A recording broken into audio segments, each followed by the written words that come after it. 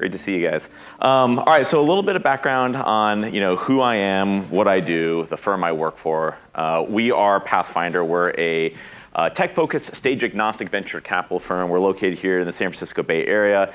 You can sort of treat us as a $500 million fund, but our corporate LP is Hewlett-Packard Enterprise. We like to tell founders that we invest in the tools, the teams, and the technologies that are going to be relevant to the enterprise technology space over the next 3 to 5 to 7 years. I think we're now up to 10 people on the team.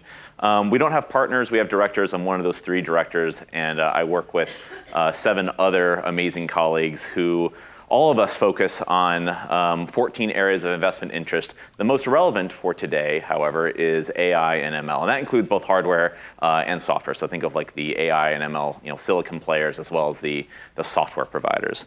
The fund and the program has been around for, I think now we're in our 6th, almost 7th year.